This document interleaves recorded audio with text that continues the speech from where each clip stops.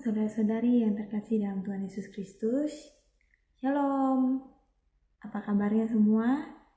Saya doakan semua orang muda GKI Antioquia Sanggau dalam keadaan baik dan sehat dalam pemeliharaan dan perlindungan Tuhan. Pada malam hari ini, mari kita mengadakan persekutuan pemuda dan remaja, dan hari ini sangat spesial karena kita tidak bersekutu dengan tatap muka, tapi kita bersekutu lewat video ini. Nah, mari kita mulai persekutuan kita dengan bersaat teduh. Kita akan bersaat teduh sejenak, dan setelah itu saya akan memimpin kita semua di dalam doa pembukaan. Mari kita bersaat teduh. Allah Bapa kami di dalam surga, kami bersyukur Tuhan untuk kasih dan setiamu, kebaikanmu Tuhan di dalam kehidupan kami.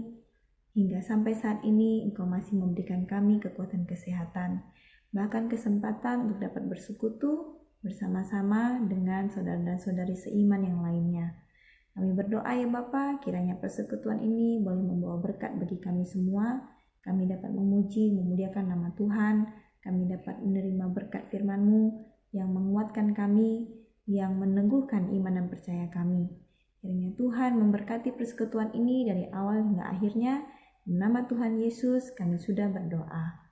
Amin. Nah, persekutuan pada hari ini agak spesial dan lebih singkat dari biasanya. Jadi kita akan mengangkat satu pujian, dan setelah itu kita akan masuk di dalam firman Tuhan. Pada saat ini kita akan mengangkat satu pujian yang berjudul Ku Tahu Tuhan Menguasai Hari Esok. Nah, pujian ini terambil dari KPPK atau Kidung Puji-Pujian Kristen. Bagi saudara-saudari yang belum terlalu familiar akan lagu ini, mari kita sama-sama belajar. Lagu ini terdiri dari 3 bait, jadi kita bisa menyanyikannya secara bersama-sama, dan mungkin pelan-pelan akan saya tuntun dengan melodi di piano. Bagi saudara-saudari yang sudah mengenal dan familiar dengan lagu ini, yuk kita nyanyikan dengan iman dan percaya dan sukacita bahwa kita tahu siapa yang menguasai hari ini, esok, dan seterusnya, yaitu adalah Tuhan sendiri, Kristus sendiri. Mari kita bersama-sama menyanyikan pujian ini.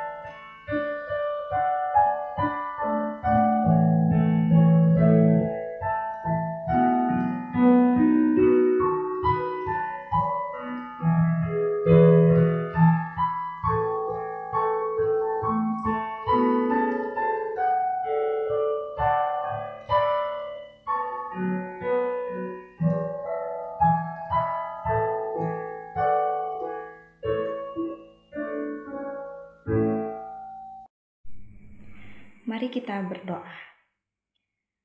Bapa kami di dalam surga, pada malam hari ini kami akan mendengarkan firman-Mu Tuhan. Engkau memberkati dalam lewat firman-Mu ini, iman dan percaya kami boleh semakin teguh dan kami boleh terus bertumbuh, berakar dan berbuah bagi Tuhan. Berkati Tuhan hamba-Mu yang akan menyampaikan firman-Mu dan kiranya apa yang disampaikan merupakan kebenaran semata-mata. Terima kasih ya Bapa, biar Roh Kudus-Mu Tuhan yang menyempurnakan setiap firman yang disampaikan. Dalam nama Tuhan Yesus kami sudah berdoa dan mengucap syukur. Amin. Saya mengajak saudara sekalian untuk membuka di dalam kitab Amsal pasal 27 ayat 1. Janganlah memuji diri karena esok hari, karena engkau tidak tahu apa yang akan terjadi hari itu. Ayat ini juga yang tergambar dari lirik pujian yang baru saja kita nyanyikan. Ku tak tahu hari esokku, karena hanya hidup bagimu. Ku tak tahu esok terangkah ataukah hari gelap. Dengan kata lain, manusia sesungguhnya hidup di dalam ketidaktahuan atau tepatnya ketidakpastian. Nah, saudara yang terkasih, bukankah itu juga yang kita rasakan di tengah wabah COVID-19 ini? Beberapa bulan lalu, wabah ini begitu jauh dari jangkauan kita. Dan kita berpikir, wabah ini tidak akan pernah sampai ke tempat kita. Dan ketika masuk ke negara Indonesia, negara kita sendiri, kita juga yakin itu mungkin hanya lewat saja dan akan segera berlalu. Saat masuk Pontianak, kita masih optimis. Angka yang tertular sangat sedikit dan tidak akan menyentuh kota kita yang tercinta ini, yaitu kota Sanggau. Tapi sekarang saudara dan saya akhirnya dilanda ketidakpastian di sana-sini. Contohnya, mungkin saya bisa katakan kepada saudara sekalian yang bersekolah, entah kapan saudara harus belajar di rumah terus-menerus, yang bekerja, entah kapan kita bisa bekerja secara normal kembali, yang berwirausaha, entah kapan ekonomi bisa bertahan jika seperti ini terus. Semua orang bertanya-tanya, kapankah wabah COVID-19 ini akan berakhir dan mampukah saya bertahan melewati ini semua? Lalu, apakah anak-anak Tuhan juga membiarkan dirinya hidup di dalam ketidakpastian seperti ini? Seharusnya tidak, saudara. Sesungguhnya ada beberapa hal yang bisa kita pastikan sebagai orang percaya di tengah ketidakpastian dunia ini. Yang pertama, dikatakan God is not dead. Saudara, adakah saudara yang masih mengingat akan film rohani yang berjudul God is not dead? Atau dalam arti Indonesianya, Tuhan atau Allah itu tidak mati. Menceritakan kisah seorang mahasiswa yang ditantang oleh dosennya yang tidak percaya untuk membuktikan bahwa Allah itu hidup dan tidak mati. Film ini cukup membukakan mata rohani orang muda masa kini yang semakin antipati akan kata Tuhan, bahkan keberadaan Tuhan itu sendiri. Bahwa Allah sebenarnya yang hidup sesungguhnya bukanlah imajinasi atau rekaan manusia, tetapi Allah yang hidup dan tidak mati adalah suatu hal yang nyata dan bisa dipastikan sepasti-pastinya. Lihatlah saudara, alam beserta segala isinya.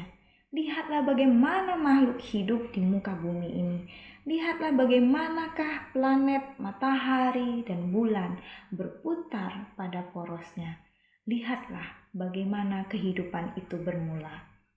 Roma pasal 1 ayat 20 berkata, sebab apa yang tidak nampak daripadanya, yaitu kekuatannya yang kekal dan keilahiannya, dapat nampak kepada pikiran dari karyanya sejak dunia diciptakan, sehingga mereka tidak dapat berdalih.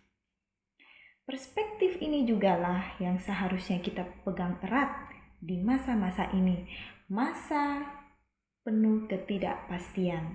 Jika dunia dan isinya membuat manusia tidak dapat berdalih akan Allah yang hidup, maka sekarang pun pastilah bahwa Allah yang Maha Tahu, Allah yang Maha Hadir, Allah yang Maha Kuasa itu hidup dan mengendalikan, mengontrol segala sesuatu yang terjadi di muka bumi ini, termasuk apa yang terjadi saat ini. Ulangan pasal 32 ayat yang ke-39 sampai 40 berkata, "Lihatlah sekarang bahwa akulah Dia. Tidak ada Allah kecuali aku. Akulah yang mematikan dan yang menghidupkan. Aku telah meremukkan, tetapi akulah yang menyembuhkan. Dan seorang pun tidak ada yang dapat melepaskan dari tanganku. Sesungguhnya aku mengangkat tanganku ke langit dan berfirman, demi aku yang hidup selama-lamanya." Dia Allah punya kuasa untuk memulai dan kuasa untuk menghentikan. Punya kuasa untuk mengizinkan dan tidak mengizinkan, memegang dan melepaskan, menyelamatkan dan membinasakan. Semua itu ada dalam kuasa, kehendak, dan rencana Allah. Jadi pertanyaannya, mari kita ubah saat ini. Semua pertanyaan mengenai wabah ini, mari kita ubah. Bukan lagi bertanya mengapa wabah ini harus terjadi, tetapi sudahkah hidup saya diserahkan pada Allah yang hidup itu? Meyakini Allah yang hidup, maka hidup ini pasti tetap beroleh hidup. Entah saudara bertahan dari COVID-19 ini atau harus mati karenanya, saudara tetap memiliki hidup oleh karena saudara percaya akan Allah yang hidup. Selanjutnya, kepastian apa yang bisa kita pastikan? Yang kedua adalah kepastian untuk berjaga-jaga. Arti dari berjaga-jaga adalah bangun, tidak tidur, bersiap-siap, waspada, berhati-hati, dan mengawasi. Tanpa arti yang tepat pun, saat ini semua orang melakukan yang namanya berjaga-jaga. Bahkan ini berjaga-jaga yang sifatnya global dan universal, yang kita sering dengar pada saat-saat seperti ini. Contohnya social distancing, physical distancing, self-quarantine, jarak aman, isolasi, test kit, APD, PDP, ODP, hingga lockdown merupakan himbauan dari berjaga-jaga terhadap COVID-19. Tapi bagaimana saudara ketika kita berjaga-jaga untuk kerohanian kita?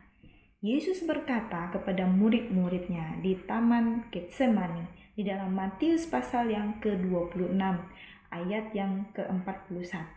Dikatakan, berjaga-jagalah dan berdoalah supaya kamu jangan jatuh ke dalam pencobaan.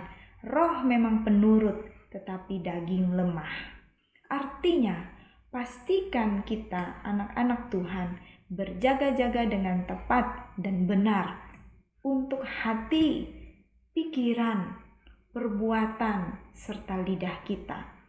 Jangan sampai apa yang kita pikirkan, apa yang kita ucapkan, dan apa yang kita lakukan membuat kita jatuh di dalam dosa atau menjadi batu sandungan bagi orang lain.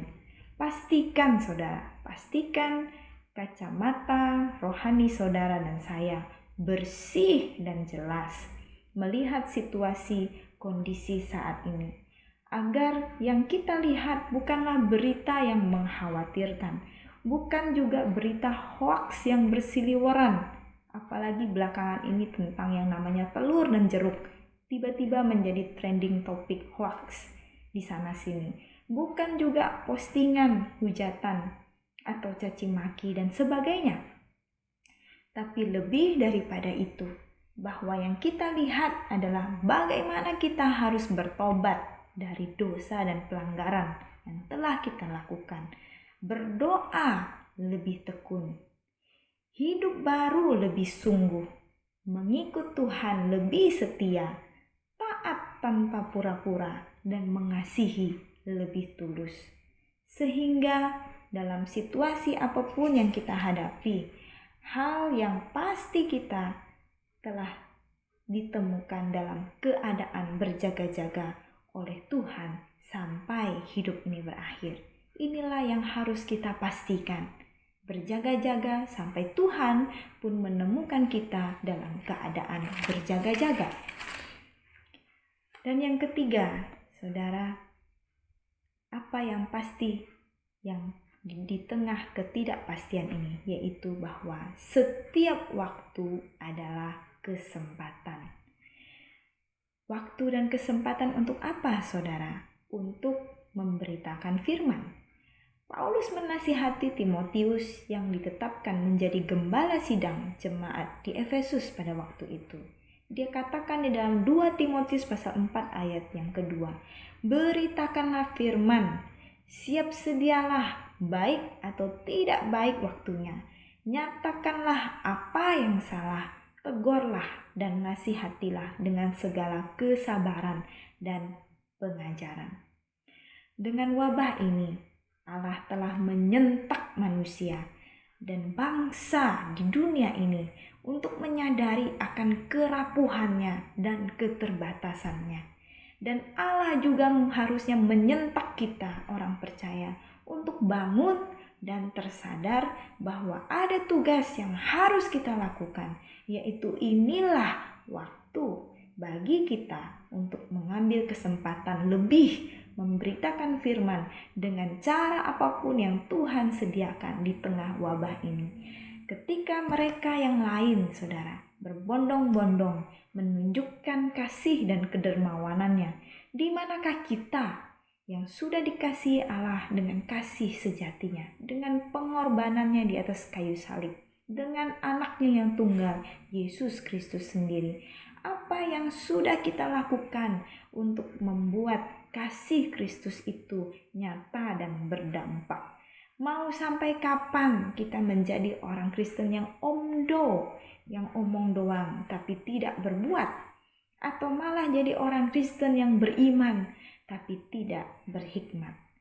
Saudara yang terkasih, mari kita semua di setiap kesempatan yang ada ini beritakan firman lewat teladanmu dalam perkataan, tingkah laku, kasih, kesetiaan, dan kesucian. Kesimpulannya, saudara yang terkasih, akhir kata dalam ketidakpastian hidup ini, ingatlah ada 3 kepastian yang saya singkat menjadi GBC atau GBC. Yang pertama, God is not dead. Yang kedua, beware atau berjaga-jaga. Yang ketiga, chance atau bahwa setiap waktu ini adalah kesempatan. Saya akan tutup dengan ayat yang terambil dari Efesus pasal 5 ayat 15 sampai 17. Efesus pasal 5 ayat 15 sampai ayat yang ke-17. Karena itu, perhatikanlah dengan seksama bagaimana kamu hidup. Janganlah seperti orang bebal, tetapi seperti orang arif. Dan pergunakanlah waktu yang ada, karena hari-hari ini adalah jahat. Amin. Mari kita berdoa.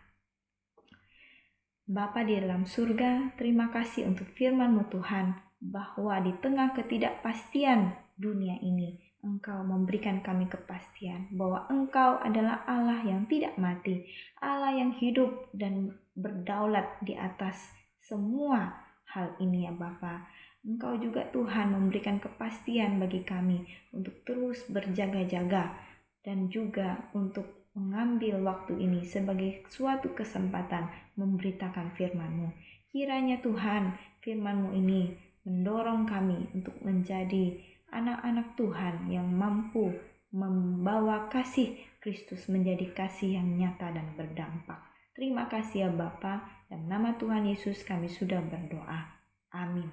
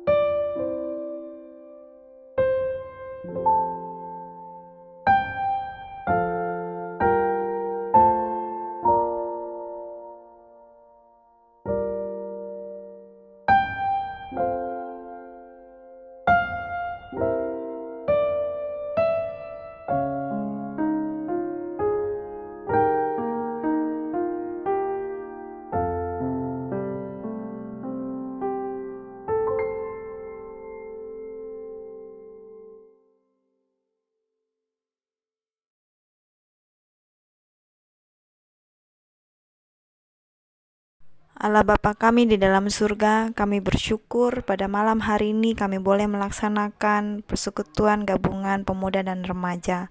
Kiranya Engkau memberkati persekutuan ini, bahkan juga berkenan atas doa-doa syafaat yang kami telah sampaikan.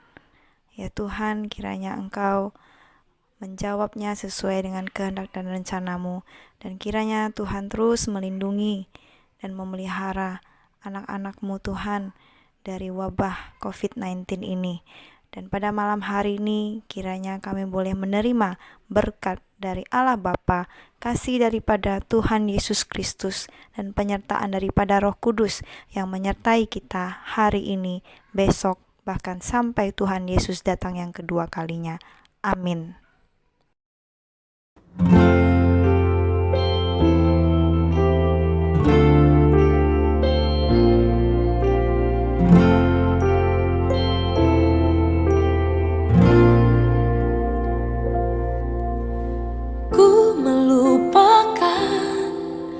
Yang di belakangku, ku serahkan diriku hanya padamu Yesus, dan ku berlari kepada tujuanku.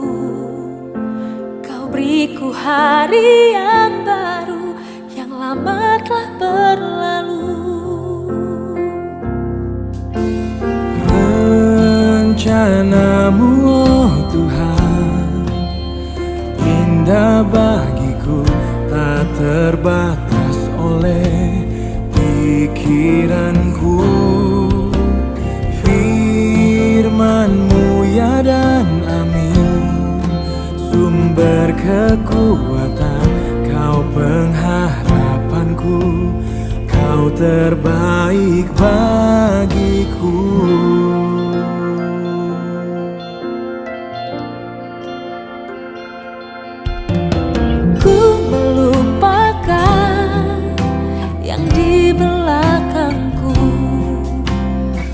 Serahkan diriku hanya padamu Yesus, dan ku berlari kepada tujuanku.